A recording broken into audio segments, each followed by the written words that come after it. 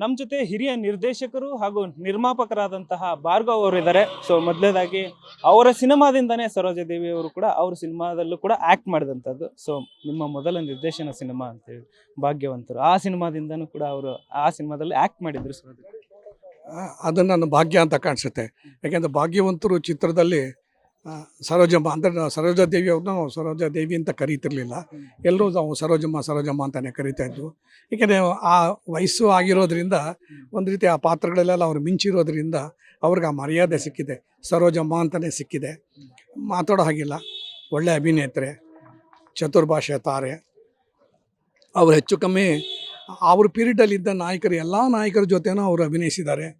ಅದು N T Ramarao ಇರ್ಬೋದು, M G Ramachandran ಇರ್ಬೋದು, ಶಿವಾಜಿ ಗಣೇಶನ್ ಇರ್ಬೋದು, ಹಿಂದಿಯವ್ರು ಇರ್ಬೋದು.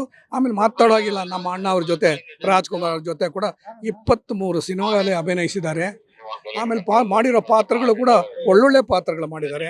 ಅದು ಮಲ್ಲಮ್ಮನ ಪವಾಡ ಇರ್ಬೋದು, ಆಮೇಲೆ ಕೃಷ್ಣ ರುಕ್ಮಿಣಿ ಸತ್ಯಭಾಮ, ಆಮೇಲೆ ಬಬ್ರುವಾಹನ, ಹೀಗೆ ಹಲವಾರು ಚಿತ್ರಗಳು ಮಾಡಿದ್ದಾರೆ. ಶ್ರೀನಿವಾಸ ಕಲ್ಯಾಣ ಭಾಳ ಚಿತ್ರಗಳು ಮಾಡಿದ್ದಾರೆ. ಅಂತ ಆ ಥರದಲ್ಲಿ ಎರಡೆರಡು ಹೀರೋಯಿನ್ಗಳ ಜೊತೆನೂ ಕೂಡ ಅವ್ರು ಪಾರ್ಟ್ ಮಾಡಿದ್ದಾರೆ. ಅವ್ರು ಮಾಡಿದ ಚಿತ್ರದಲ್ಲಿ ಮಂಜುಳಾ ಕೂಡ ಅವರು ಕೂಡ ಒಬ್ಬ ಹೀರೋಯಿನ್ ಆಗಿದ್ದಾರೆ. ಸೊ ಈ ಥರದಲ್ಲಿ ಹಲವಾರು ಚಿತ್ರಗಳು ಮಾಡಿರೋದು. ಆಮೇಲೆ ಇನ್ನೊಂದೇನು ಅಂತ ಹೇಳಿದ್ರೆ ಅವರಿಗೆ ಎಲ್ಲ ಥರದ ಮರ್ಯಾದೆ ಪುರಸ್ಕಾರಗಳು ಕೂಡ ಸಿಕ್ಕಿದೆ. ಪದ್ಮಭೂಷಣ ಅವಾರ್ಡ್ ಸಿಕ್ಕಿದೆ ಅವ್ರಿಗೆ. ಆಮೇಲೆ ರಾಷ್ಟ್ರೀಯ ಅವಾರ್ಡ್ಗಳು ಸಿಕ್ಕಿದೆ, ನಮ್ಮ ಕರ್ನಾಟಕದ ಅವಾರ್ಡ್ ಸಿಕ್ಕಿದೆ, ಎಲ್ಲ ಹಲವಾರು ಅವಾರ್ಡ್ ಸಿಕ್ಕಿದೆ. ಅವಾರ್ಡ್ಗಳೇನಂತ ಎಲ್ಲಕ್ಕಿಂತ ಹೆಚ್ಚಾಗಿ ಅವರು ಒಳ್ಳೆ ದಾನಿ ಅಂತ ಅವರು ನೀವು ಕೇಳಿಬಿಡ್ದು. ಚನ್ನಪಟ್ಟಣದ ಹತ್ರ ದಶಾವರ ಅಂತ ಒಂದು ಊರಿದೆ, ಆ ಊರಲ್ಲಿ ಆ ಸ್ಕೂಲ್ನ ಕಟ್ಟಿಕೊಟ್ಟಿದ್ದಾರೆ.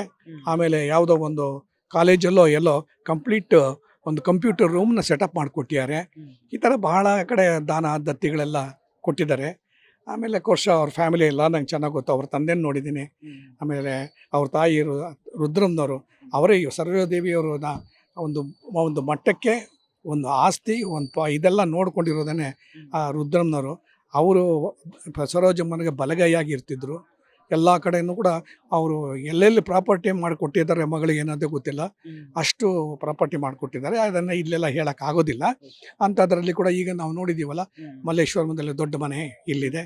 ಆಮೇಲೆ ಇದರಲ್ಲಿ ಸದಾಶಿವನಗರಲ್ಲಿ ಒಂದು ಮನೆ ಇದೆ. ಮದ್ರಾಸಲ್ಲಿ ನಾವು ಒಂದು ಮನೆ ನೋಡಿದ್ದೆ. ಹೀಗೆ ಬೇಕಾಷ್ಟು ಮನೆಗಳು ಕೂಡ ನಾನು ನೋಡಿದ್ದೀನಿ. ಎಲ್ಲ ಕಡೆನೂ ಹೋಗಿ ಬಂದಿದ್ದೀನಿ.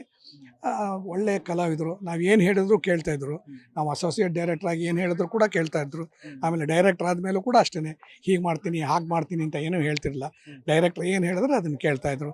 ಅಸೋಸಿಯೇಟ್ ಆಗಿದ್ರು ಸರಿ, ಡೈರೆಕ್ಟರ್ ಆಗಿದ್ರು ಸರಿ.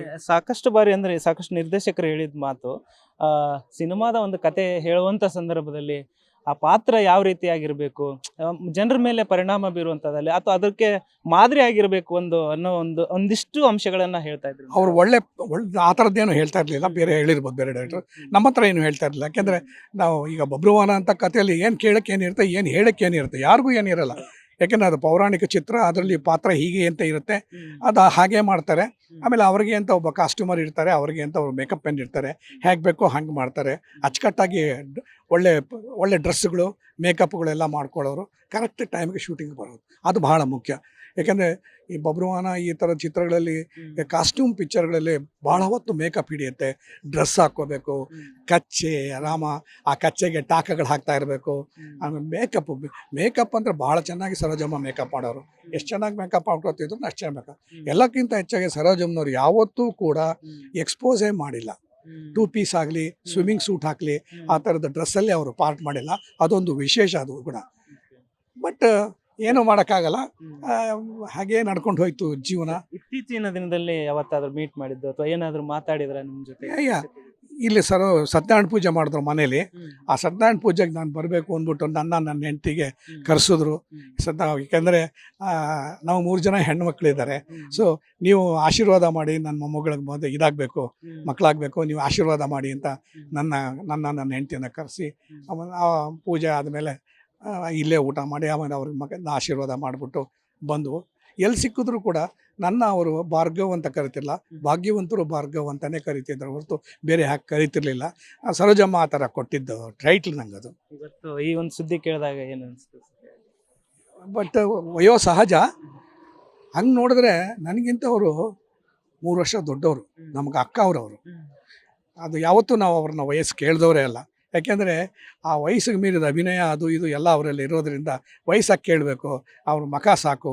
ಆಮೇಲೆ ಇನ್ನೊಂದೇನು ಅಂತ ಅವರು ಎಲ್ಲ ಚಿತ್ರದಲ್ಲೂ ಕೂಡ ಏನು ಮಾಡೋರು ಅಂತ ಹೇಳಿದ್ರೆ, ಅವ್ರು ಕ್ಯಾಮ್ರಾದಲ್ಲಿ ಬ್ಯಾಕ್ ಶಾಟ್ ಇಟ್ಟು ಅವ್ರು ನಡ್ಕೊಂಡು ಹೋಗೋದು ಒಂದು ಸ್ಟೈಲ್ ಇದೆಯಲ್ಲ, ಅದೇ ಸೆಕ್ಸ್ ಅಂತ ಹೇಳೋರು.